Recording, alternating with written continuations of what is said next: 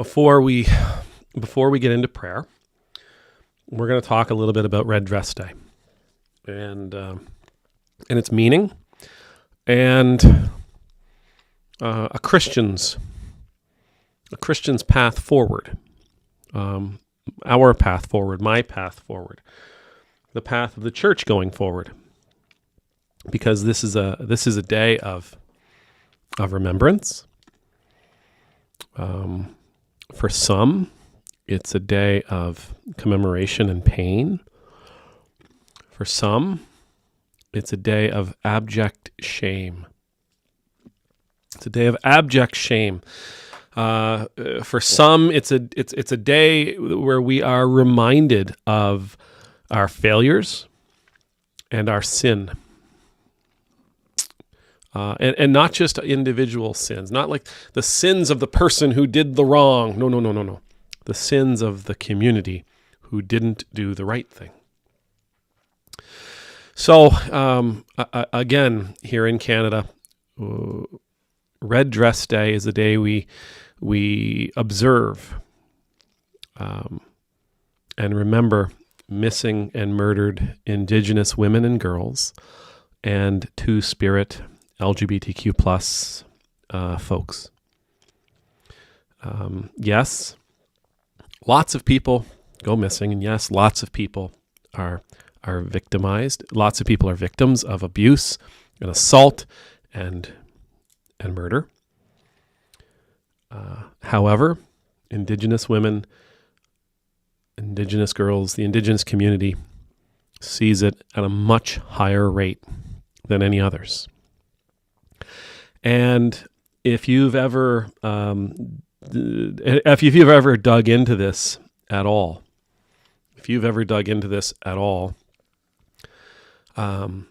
you would hear that those families of the murdered and missing Indigenous women, those communities that these women and girls and Two-Spirit folks belong to, they will tell you the absolutely abhorrent things they heard and continue to hear from law enforcement, from those that they would call upon to seek help, from those that they would ask to be on the lookout, and they would hear things.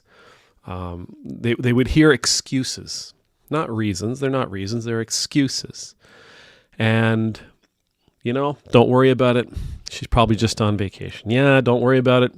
She probably just left the community to get away from violence, or to get away from abuse, or to get away from drugs or alcohol, or to get away from a boyfriend, to get away from an ex-boyfriend. She's probably just left to start a new life somewhere else. She's they might in the same vein, at the same time, perhaps even point to the woman or the girl or the Two-Spirit person who has gone missing, who they have been asked to look for, and say, well, kind of saw this coming, right? With drug addiction or alcohol addiction or whatever else, whatever other way they can possibly blame the victim. The bottom line is the reason this is an absolute shame upon our community, upon our nation, is because, well, I think what it boils down to is we will come up with 1,000 excuses not to raise a finger to help. I've been thinking about this a lot over the last couple of days. One of the women in our parish came in late Saturday night and set up a display at the back of the church where everybody could see it as they walk out. And she hung some red dresses, and she hung a bunch of stories and a bunch of things for people to read and to help inform the members of our congregation. It's beautiful.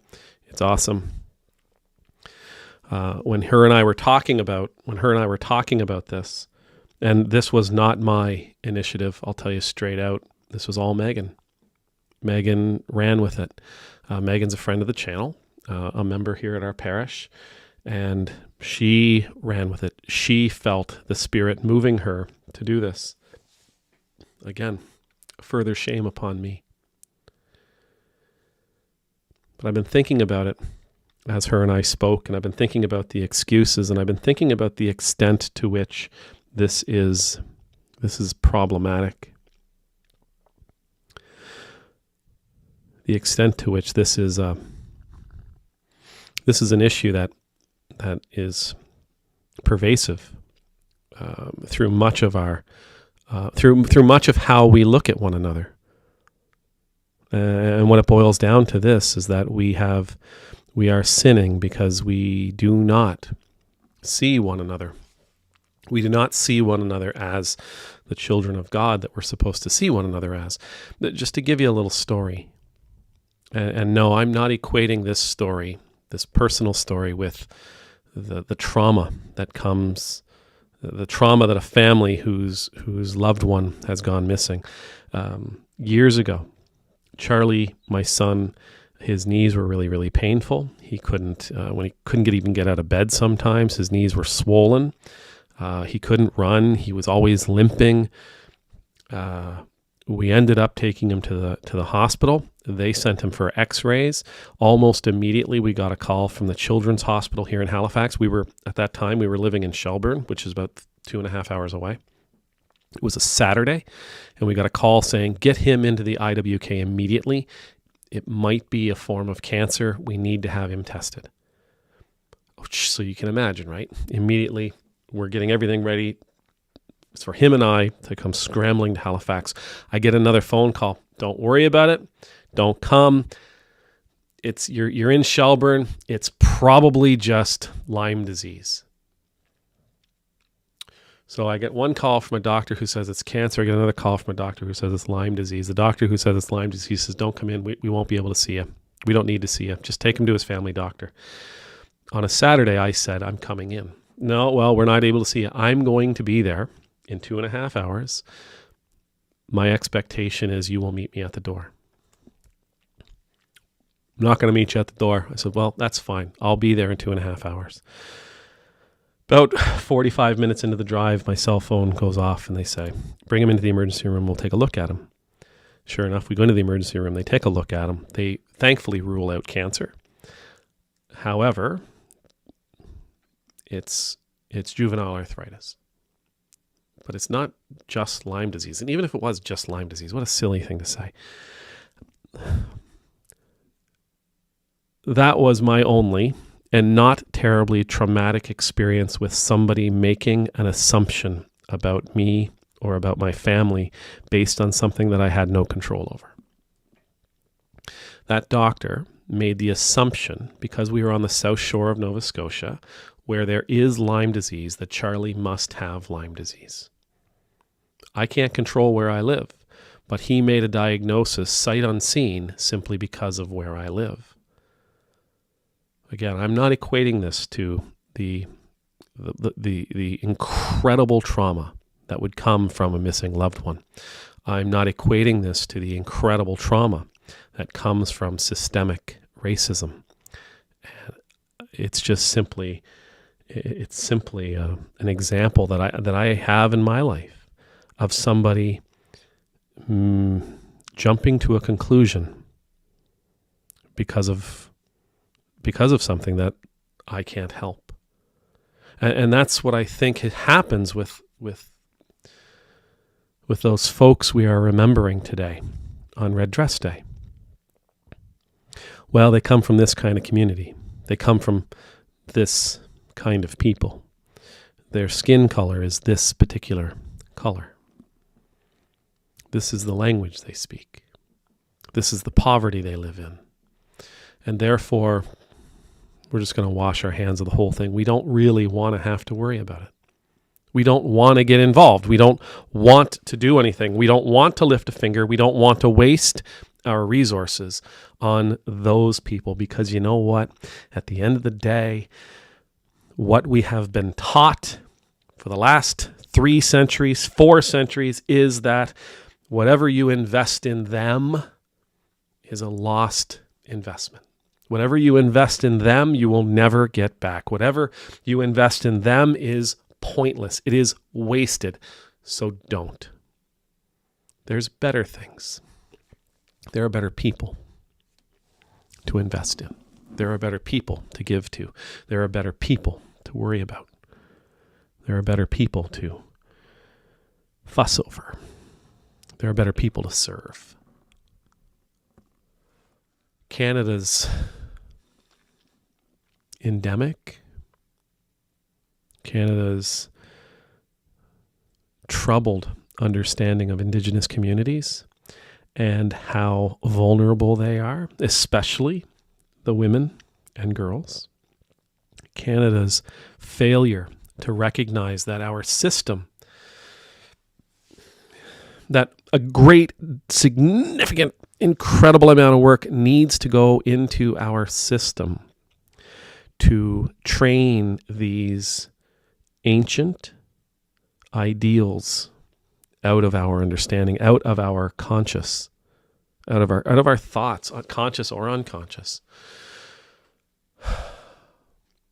We're not supposed to jump to conclusions like this because of where we live or because of the color of our skin, because of the language we speak, because of the condition of our community, because of the past.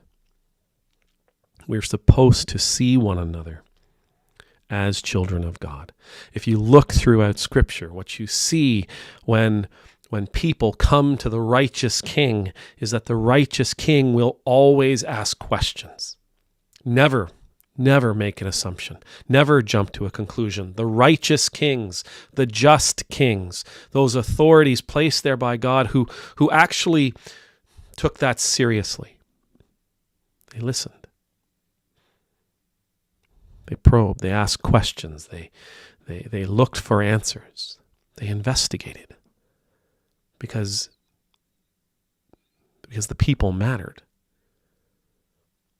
The godly way when dealing with anyone, the godly way when dealing with anyone who is asking for help, the godly way when dealing with anyone who is in trouble is to see that soul in front of you, that person who is begging for your time, that person who is begging for your help, that person who is begging you to provide a sense of the sense of comfort that comes from knowing that I'm with you and I will do my best.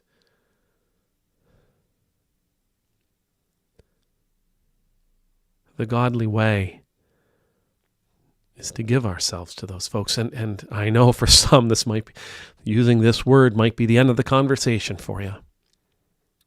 But it's empathy. It's not sympathy. It's not compassion. It's not pity. It's empathy. Tell me what's going on. Tell me what you know. Tell me what you think. Tell me everything. Point me in the right direction. Point me in any direction. Let me, and then let me off the leash. Let me understand where you are. Let me understand your anxiety and your stress and your pain. Let me understand your grief and your worry and your concern. Allow those things to become part of me so that I might help.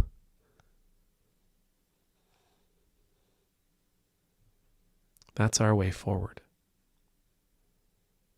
And that's the thing. That's the thing that I hope I can take from this Red Dress Day.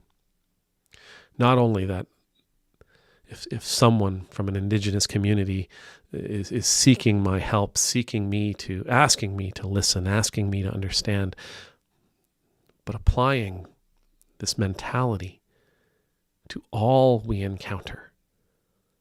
Applying this mentality to everyone who is in need. Regardless of who they are, regardless of where they come from, regardless of their religion or their language, regardless of their wealth or poverty. We observe Red Dress Day. We observe Red Dress Day because of our failure, because of our national, societal, communal failure. We learn from Red Dress Day so that we don't continue to fail the indigenous communities this way. And we learn not to fail anyone this day. Amen.